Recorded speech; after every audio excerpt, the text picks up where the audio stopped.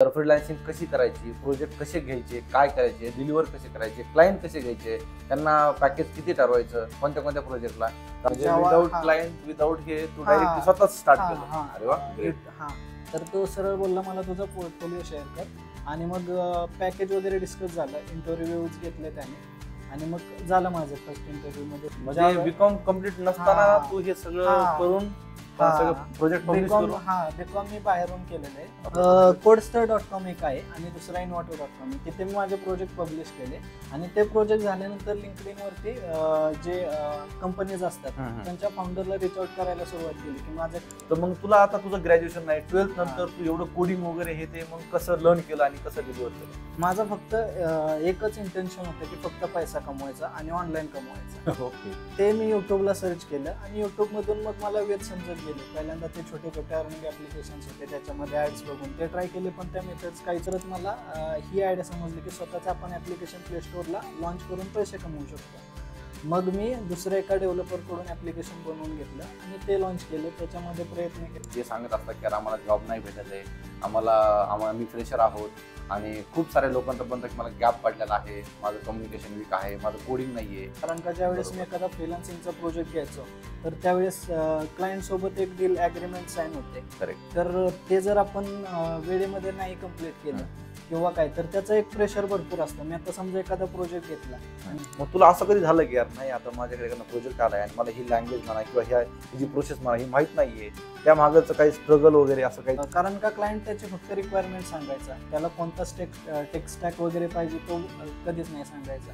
मग त्याच्यामध्ये मी इनिशियल लेवलला IT म्हणलं का पॅकेज, आणि काही जण असे आहेत ना की फक्त पॅकेज बघूनच IT कडे येतात. सध्या जे फ्रेशर्स आहेत किंवा नॉन IT बॅकग्राऊंडवाले आहेत, जे की BCom असो, BSc असो, BCA असो, त्यांना असं झालंय ना की यार आता आपल्याला IT मध्ये एंट्री करायची आहे, बट खूपच अवघड झालंय. कारण ऑलरेडी जे इंजिनिअरिंग जे पास आउट आहेत, CA, IT, कॉम्प्युटर रिलेटेड कोणतेही ब्रांच असो, त्यांना जॉब मिळत नाहीयेत. बट बाकीचे जे BCom असेल, फार्मसी असेल, खूप सारे नॉन IT बॅकग्राऊंडवाले जे आहेत त्यांना IT मध्ये जॉब करण्यासाठी खूप स्ट्रगल येतो. एकतर जे काय आपली फील्ड आहे ती चुकीची आपण आधी फाईंड करतो, आणि त्यानंतर आपल्या IT मध्ये जे पॅकेज वगैरे चांगलं भेटतं त्यामुळे आपल्याला जॉब करायचा असतो, पण जॉब भेटत नाही. असे खूप एक्झाम्पल असतील तुमच्याकडे. आज आपल्याकडे एक एक्झाम्पल आहे, संघर्ष आहे आपल्याकडे. त्याचं BCom झालेला आहे, BCom नंतर डायरेक्ट IT मध्ये IT प्रोफेशनल कसा झाला तो, ती जर्नी आहे ती पण आज बघूयात आपण. दुसरी गोष्ट म्हणजे काय की फ्रीलान्सिंग कोणालाच माहीत नाहीये. तर फ्रीलान्सिंग कशी करायची, प्रोजेक्ट कसे घ्यायचे, काय करायचे, डिलिव्हर कसे करायचे, क्लायंट कसे घ्यायचे, त्यांना पॅकेज किती ठरवायचं, कोणत्या कोणत्या प्रोजेक्टला, तर आज आपण इन डिटेलमध्ये डिस्कस करणार आहोत. सो तुम्ही फ्रेशर असो, एक्सपिरियन्स असो, तुमच्याकडे जर तुम्हाला IT मध्ये जॉब करायचा आहे आणि तुम्हाला काहीच नॉलेज नाही आहे, तर हा पॉडकास्ट तुमच्यासाठी खूप इम्पॉर्टंट राहणार आहे. सो पॉडकास्ट लास्टपर्यंत बघा, आणि खूप काही तुम्हाला ह्या पॉडकास्टमधून भेटणार आहे. सो चॅनलवरती नवीन असाल तर चॅनलला सबस्क्राईब करायला विसरू नका. असेच व्हॅल्युएबल पॉडकास्ट तुमच्यासाठी मी घेऊन येत असतो. सो संघर्ष, वेलकम टू IT वाला देव. धन्यवाद. आणि जर संघर्ष जर सांगायचं झालं ना तर संघर्ष एज्युकेशन BCom मधून झालेला आहे, आणि BCom मधून त्याला जेव्हा कळलं की आपल्याला IT मध्ये जॉब करायचा आहे, तर IT मध्ये जेव्हा जॉब करायचा तेव्हा त्याला डायरेक्टली जॉब नाही भेटला. मग त्यांनी जे स्टार्ट केलं ना ते फ्रीलान्सिंग पासून स्टार्ट केलं. फ्रीलान्सिंग मध्ये त्याला खूप सारा एक्सपिरियन्स आला, चांगलं त्यांनी प्रोजेक्ट डिलिव्हर केले, चांगले क्लायंट गेले, आणि त्यानंतर त्याला IT मध्ये जॉब पण भेटला. आणि तो जो एक्सपिरियन्स आहे त्यांनी जे कसं काय केलं तर आपण आज त्याच्याकडून घेऊया. सो वेलकम टू परत एकदा IT वाला देव ह्या युट्यूब चॅनलवरती संघर्ष. आणि संघर्ष, आता कसं झालं की तुझं जर्नी जे जसं मी एक्सप्लेन केली की BCom टू IT प्रोफेशनल मध्ये तू जे फ्रीलान्सिंग केलंय किंवा मध्ये जे पण समजा तू टीचिंगचं वगैरे केलं, तर हे लोकांना माहितच नाही. सध्या आज झालंय ना की IT मध्ये जॉब करायचा आणि बॅकग्राऊंड तर नॉन IT बॅकग्राऊंड आहे, तर ह्याच्या रिलेटेड तू काय सांगशील? सर्वात पहिल्यांदा मी काही सांगण्यापूर्वी तुमचे मनापासून आभार मानेन. तुम्ही मला तुमचा प्लॅटफॉर्म इथे उपलब्ध करून दिलात. आणि सर्वात अगोदर मी सुरुवात करेन की मी ज्यावेळेस माझं करिअर स्टार्ट केलं 12th नंतर, त्यावेळी माझं काहीच डिसाईड नव्हतं की मला IT मध्ये जॉब वगैरे करायचं आहे. बरोबर. तर मी स्टार्ट पासून माझी जर्नी सांगतो की मी सगळ्यात पहिल्यांदा यूट्यूबवरती ऑनलाईन व्हिडिओज वगैरे बघायला सुरुवात केली की ऑनलाईन आपण पैसे कसे कमवू शकतो. तर त्या माध्यमातूनच मला मोबाईल ॲप आपण प्ले स्टोअरला पब्लिश करून त्याच्यामार्फत आपण कसे पैसे कमवू शकतो या गोष्टी समजायला लागल्या. नंतर ते मोबाईल ॲप्लिकेशन बनवण्यासाठी प्रोग्रामिंग लँग्वेजेस शिकण्याची गरज असते. तर ते प्रोग्रामिंग लँग्वेज शिकण्यासाठी अगोदर आपल्याला एक कोणती तरी प्रोग्रामिंग लँग्वेज येऊ शकते, नंतर आपण त्याच्या बेसवरती बाकीच्या प्रोग्रामिंग लँग्वेजेस शिकू शकतो. ऍब्सोल्युटली. हा, मग मी आता आमच्या तिथेच एक इन्स्टिट्यूट आहे, त्याच्यामध्ये बेसिक सी आणि C++चा कोर्स केला, 2 महिन्याचा होता. आणि त्याच्यानंतर मग मी बेसिक अँड्रॉइडचे जे प्रोजेक्ट्स आहेत ते जावामध्ये डेव्हलप करायला सुरुवात केली. म्हणजे विदाउट क्लायंट, विदाउट हे तू डायरेक्टली स्वतःच स्टार्ट केलं. अरे वा, ग्रेट. जसं म्हणजे आता एखाद्या युट्यूबर त्याचा एखादा प्रोजेक्ट बनवतोय, तर तो फॉलो करत करत मी तसा बनवत गेलो. आणि मग एक प्रोजेक्ट झाला की काही प्लॅटफॉर्म्स आहेत, Codestar.in आहे, इनोवाटोक म्हणून एक प्लॅटफॉर्म आहे, तर तिथे माझे छोटे छोटे जे प्रोजेक्ट्स आहेत ते पब्लिश करायला सुरुवात केली. तर तिथूनच मला क्लायंट्स वगैरे येत गेले आणि ते क्लायंट्स एकदा आले की त्यांच्या वेगवेगळ्या रिक्वायरमेंटनुसार अजून माझे प्रोजेक्ट्स बनत गेले. तर ते जे ओव्हरऑल बनलेले प्रोजेक्ट्स आहेत याचा मला फायदा मला जॉब मिळवण्यासाठी झाला. म्हणजे मी ज्यावेळेस लिंक्डइनवरती एक एम्प्लॉयर होता त्याला मी ज्यावेळेस विचारले की माझा असं असं बॅकग्राऊंड आहे, तर मला आता जॉब करायचा आहे, तर तो सरळ बोलला मला तुझा पोर्टफोलिओ शेअर कर. आणि मग पॅकेज वगैरे डिस्कस झालं, इंटरव्ह्यूज घेतले त्याने आणि मग झालं माझं फर्स्ट इंटरव्ह्यूमध्येच तिथे सिलेक्शन झालं. स्टार्टअपच होता तो, त्याच्यामुळे सिलेक्शन लगेच झालं. ज्यावेळेस मी तो स्टार्टअप जॉईन केला होता, एक 15 ते 20 लोकांची टीम होती, त्याच्यामुळे तिथे त्यांनी एज्युकेशन वगैरे बघितलं नाही. ऍक्च्युली माझं बीकॉम पण त्यावेळेस माझं कम्प्लीट झालेलं नव्हतं. म्हणजे बीकॉम कम्प्लीट नसताना तू हे सगळं करून प्रोजेक्ट पब्लिश करून? बीकॉम मी बाहेरून केलेलं आहे. 2022 मध्ये last year BCom pass out आहे मी. बरं, तुझ्या एज्युकेशन जर बघायला गेलं तर फक्त तुझं बीकॉमच आहे? बीकॉम नंतर तू बाकीचं काहीच केलं नाही? ग्रेट. म्हणजे जर आपण काय करतो ना, इंजिनिअरिंग करतो, बाकीचं पोस्ट ग्रॅज्युएशन करतो आणि त्यानंतर आपण म्हणतो की आपल्याकडे कोडिंगचं नॉलेज नाही किंवा काही नाही, 12th नंतर त्याने डायरेक्टली जे काही प्ले स्टोअरवरती ऍप्स म्हणा किंवा प्रोजेक्ट म्हणा हे करून डिलिव्हर केले, त्याचा पोर्टफोलिओ केला आणि तो क्लायंटला शेअर केल्यानंतर म्हणजे क्लायंटला शेअर करायची पण गरज नाही, जसं की तू ते प्लॅटफॉर्म सांगितले. Codestar.com एक आहे आणि दुसरा Innovato.com आहे. तिथे मी माझे प्रोजेक्ट पब्लिश केले आणि ते प्रोजेक्ट झाल्यानंतर लिंक्डइन वरती जे कंपनीज असतात त्यांच्या फाउंडरला रिच आउट करायला सुरुवात केली की माझ्याकडे इतका एक्सपिरियन्स आहे, मी असे प्रोजेक्ट बनवलेले आहेत. तर तो मी त्यांना ज्यावेळेस शेअर केला तर त्यावेळेस त्यांना माझा पोर्टफोलिओ आवडला आणि त्यांनी हायर केलं मला लगेच. आणि हे जे तुला त्यानंतर जे तू पोर्टफोलिओ सगळा केला त्यानंतर तू तिथे अपलोड केला, बाकीच्या लोकांनी एक्सप्लोर केला, क्लायंट तुला तिथून भेटले, पण जेव्हा तू फ्रीलान्सिंग करत होता तर फ्रीलान्सिंग मधून तुला किती प्रोजेक्ट्स भेटले असे आणि किती तुला म्हणजे त्यातून? आणि जे आता पॅकेज आहे, आता नॉर्मली कसं असतं की यार आयटी मध्ये आलं की एक आपण जॉब करतो आणि त्याला एक ठराविक पॅकेज भेटतं, पण फ्रीलान्सिंग केल्यानंतर त्याचं ऑन एन ऍव्हरेज किती पर्यंत तसंही होतं? नाही, ज्यावेळेस मी इनिशियल लेवलला फ्रीलान्सिंग स्टार्ट केलं होतं त्यावेळेस माझा जो पहिला प्रोजेक्ट होता त्याच्यामध्ये थोडंफार मॉडिफिकेशन करायचं होतं, तर माझं कम्प्लीट 1 मंथ त्याच्यामध्ये गेला होता. फक्त एक नॉर्मल एक फीचर टाकायचं होतं त्याच्यामध्ये, कारण का त्यावेळेस ChatGPT नव्हतं आणि ऑनलाईन पण रिसोर्सेस व्हिडिओज युट्यूबवरती भरपूर कमी होत्या. तर त्या क्लायंटने मला फक्त ₹500 पे केले होते असे. मग हळूहळू माझी जर्नी त्याच्यामध्ये स्टार्ट झाली. ज्यावेळेस माझा चांगला एक्सपिरियन्स आला तर नंतर 2-3 महिन्यानंतर 25-30 हजार 40 हजार असे मंथली मग मी कमवायला लागलो. आणि तुला ह्याच्यामध्ये कुणीच विचारलं नाही का की संघर्ष, तुझा बॅकग्राऊंड काय आहे, तुझं बीकॉम आहे, तुझं एज्युकेशन चालू आहे आणि तू एवढा पोर्टफोलिओ केलाय, असं तुला कोणी विचारलं नाही? आतापर्यंत तरी माझा एक्सपिरियन्स असा आहे, माझा हायेस्ट प्रोजेक्ट जो फ्रीलान्सिंग मध्ये क्लोज केला होता डील जी, ती 4 लाखाची होती.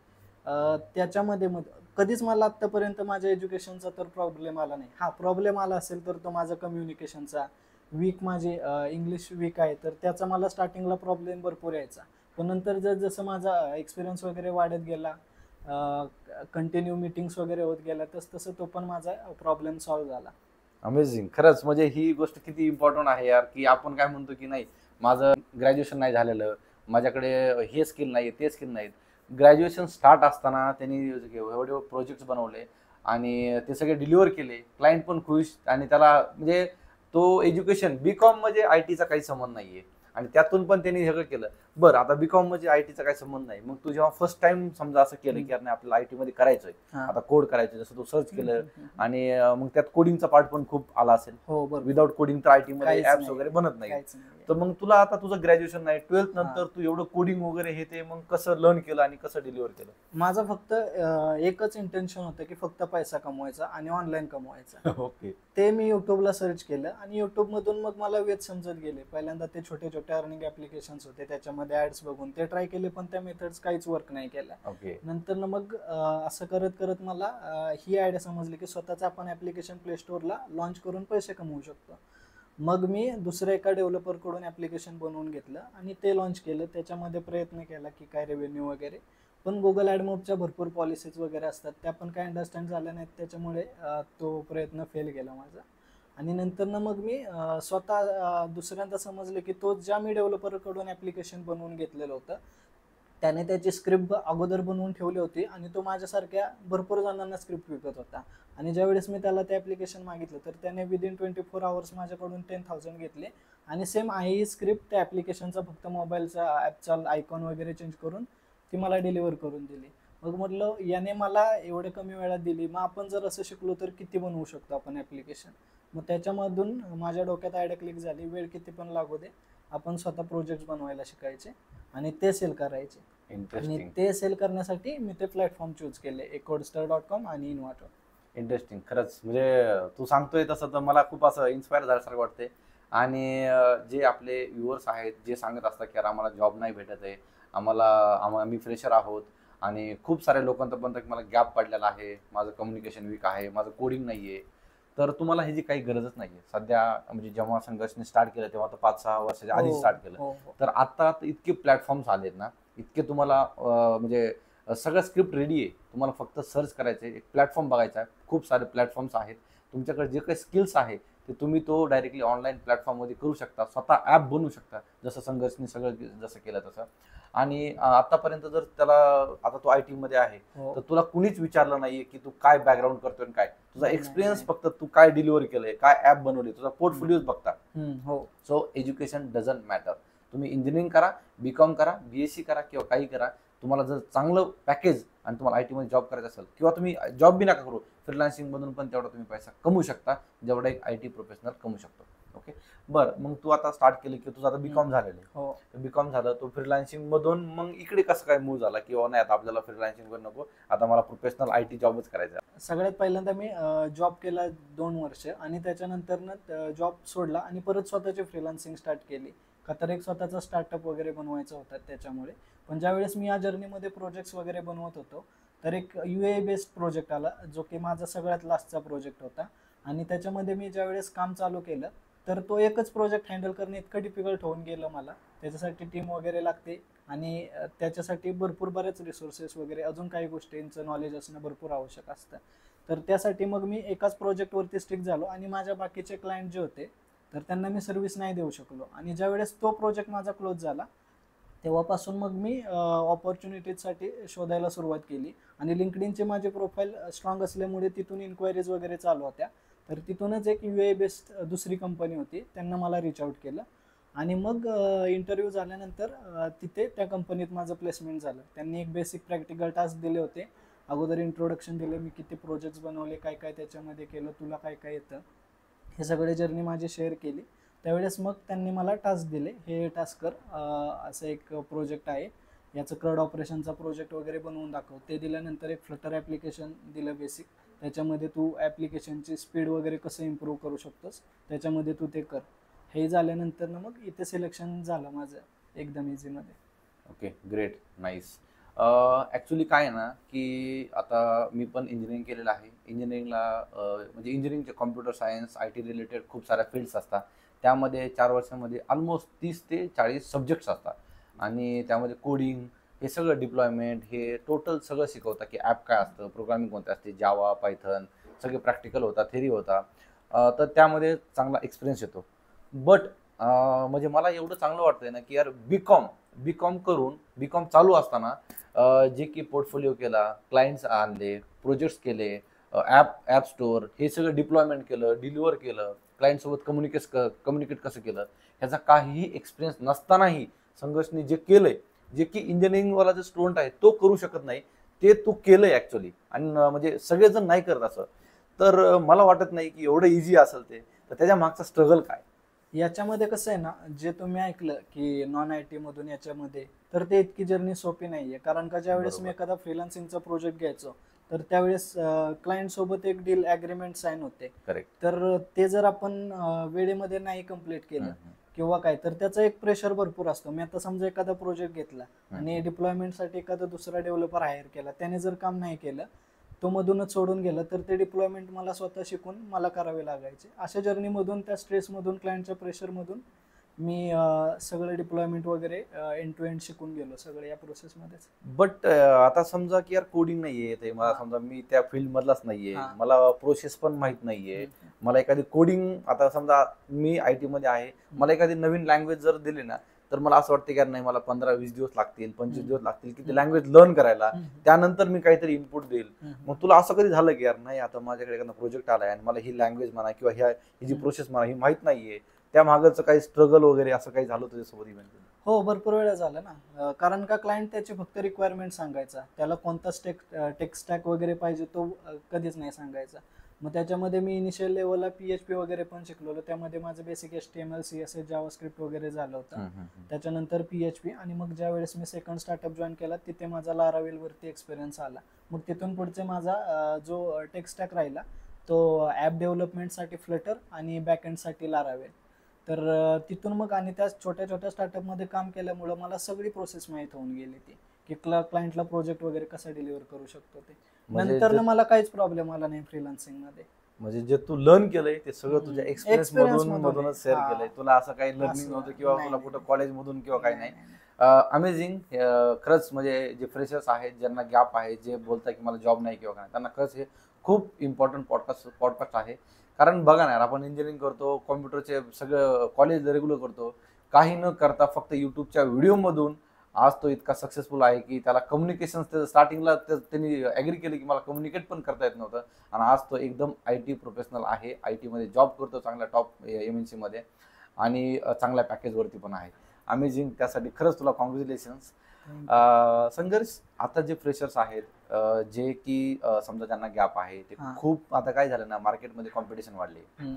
IT म्हणलं का तर पॅकेज, आणि काही जण असे आहेत ना की फक्त पॅकेज बघूनच IT कडे येत आहे, म्हणजे पैशाला बघूनच येत आहे. तर पेशन्स नाही आहेत, काहीतरी कुठला तरी कोर्स करता आणि मार्केटमध्ये इंटरव्ह्यूला वगैरे लगेच बसता. तर त्या स्टुडंटसाठी, त्या फ्रेशरसाठी तू काय सांगशील? खूप डिफिकल्ट आहे आता. म्हणजे जर तुम्ही पॅकेज बघून फक्त येत असाल, तर तुम्हाला स्टार्टिंगला फ्रीमध्ये इंटर्नशिप पण मिळवणं खूप अवघड झालेलं आहे. त्यासाठी पण कंपनीच्या भरपूर रिक्वायरमेंट्स वगैरे वाढलेले आहेत. बरोबर. मी जिथे काम केलं होतं ना, तिथे पण एक्सपिरियन्स वगैरे लागतो, जरी इंटर्नशिप जरी करायची म्हटली तर. करेक्ट. इतकं इझी नाही राहिलेलं. म्हणजे ते, जर तुमचे एफर्ट्स असतील, जर आवड असेल तुम्हाला प्रोग्रामिंगमध्ये, मला याच्यामध्ये कम्प्लीट माझं डेडिकेशनने मी 2 ते 3 वर्ष 1 रुपया मला इन्कम नव्हती, म्हणजे काहीच नव्हतं. तेव्हापासून मी स्ट्रगल करत होतो. त्याच्यामुळे मला ते पॉसिबल झालं. आणि मला एकदा त्या गोष्टी ज्यावेळेस घडत गेल्या, ज्यावेळेस मी एक पहिली API बनवली होती, आणि API मध्ये फीचर असं होतं की जर फॉर एक्झाम्पल एखादा जेसन मध्ये रिस्पॉन्स ट्रू आला, तर मोबाईल ऍप्लिकेशनचे बटन विजिबल व्हायचे. बरोबर. आणि जर आपण तो रिस्पॉन्स फॉल्स पाठवला, हे म्हणजे घडत गेलेली प्रोसेस आहे, तर ते मला मॅजिकल वाटायला लागले. आपण API मधून पूर्ण ऍप्लिकेशन डायनॅमिकपणे हँडल करू शकतो. तर त्या प्रोसेसमध्ये नंतर मग मला समजलं की याला API इंटिग्रेशन म्हणतात, अशा गोष्टी. तर असं माझं त्याच्यामध्ये आवड होती, आवड निर्माण झाली, आणि त्याच्यामुळे जे आहे ते सक्सेस झाले. इतकी इझी प्रोसेस नव्हती. ओके. म्हणजे ऍक्च्युली काय, खरंच करायचं जर असेल ना आपल्याला, आणि आवड असेल ना, तर आवड असेल ना, तर माणूस बोलतो ना यार काही नाही, मला आवड आहे, मला इंटरेस्ट आहे, तर मी त्यासाठी काहीही करेल. तर 2-3, आपल्याकडे आज काय झालं ना, आपल्याकडे पेशन्स नाहीये. आपण कोर्स करतो, आपल्याला लगेच जॉब पाहिजे. माझ्याकडे 2-3 वर्ष तर म्हणजे संघर्षाने तर खूप सांगितलं. मला असं झालं ना की मी कोर्स केला ना कोणी, मला 6 महिन्यामध्ये जॉब पाहिजे, ते पण चांगलं पॅकेजवर पाहिजे. आणि संघर्ष जर बघितला झाला 2 ते 3 वर्ष विदाऊट काही नाही, त्याला रुपया भेटला नाही. त्यांनी तेवढा स्ट्रगल केला, तेवढं लर्न केलं, तेवढं डिलिव्हर केलं, आणि आज त्यामुळे तो आहे. सो हा जो काही माझा जो मोटो आहे तुम्हाला सांगायचा, की हाच आहे की तुम्ही स्ट्रगल असू द्या, हर एक जणांच्या लाईफमध्ये स्ट्रगल येतोच. बट असं नाही ना यार, तुम्ही आज कोर्स केला की तुम्हाला उद्याच पॅकेज भेटणार आहे. आज तुम्ही काहीतरी म्हणजे कुठला तरी एखाद्या कोडिंग शिकली की उद्या तुम्हाला लगेच तुम्हाला पूर्णपणे स्ट्रगल असणार आहे, एक्सपिरियन्स येणार आहे, आणि त्यातूनच तुम्हाला काही ना काहीतरी भेटणार आहे. सो संघर्ष, तुझं जे काही ही जर्नी आहे आणि तुझे हे समजा गाईड केलं, तर ते खूप इम्पॉर्टंट आहे आजकालचे फ्रेशर्स आहेत त्यांना. तर लास्टली तुला काय सांगता येईल, किंवा जे फ्रेशर्स आहेत ज्यांना जॉब नाही आहे, त्यांना खरंच इंटरेस्ट आहे, काही लोक असे पण आहेत त्यांना इंटरेस्ट आहे, त्यांना जॉब करायचा आय टी मध्ये, पण त्यांना प्रॉपर प्लॅटफॉर्म भेटत नाही, तर त्यांच्यासाठी तू काय सांगशील लास्टली? प्लॅटफॉर्म आय टीमध्ये जर तुम्हाला पैसेच कमवायचे असतील तर बरेच वेळ आहेत, पण तितकं स्किल त्याच्यासाठी रिक्वायर्ड आहे. जर तुम्ही फ्रीलान्सिंगला इझी म्हणत असाल, तुम्ही तुमच्या जसे मार्केटमध्ये आता फ्रीलान्सिंगबद्दल बोललं जाते की तुम्ही तुमच्या वेळेनुसार काम करू शकता, तर असं मला नाही वाटत. ज्यावेळेस क्लायंटचा प्रेशर असतो, डेडलाईन जवळ आलेली असते, तर झोपसुद्धा लागत नाही, इतका प्रेशर असतो कोणत्या पण प्रोजेक्टचा. तर ते इतकं इझी नाही आहे. जर तुम्हाला करायचं असेल तर तुम्ही प्रॉपर त्याच्या सोबत लर्न वगैरे करा, स्किल्स इम्प्रूव्ह करा आणि मग या. एकदा जर तुमचे स्किल्स वगैरे स्ट्रॉंग असतील तर मग तुमच्यासाठी नॉर्मल होऊन जाईल हे सगळं. एकदम म्हणजे छान. कारण जर तुम्हाला करायचं असेल ना, तर तुमचं बीकॉम असो, बी ए असो किंवा BSc असो, तुम्ही 100% करू शकता. तर हे मला एकदम चांगलं वाटलं की तुम्हाला जर करायचं असेल ना, तुम्ही कुठलंही तुमचं ग्रॅज्युएशन असो, तुम्ही 100% कराल आणि चांगल्या पॅकेजवरती काम कराल.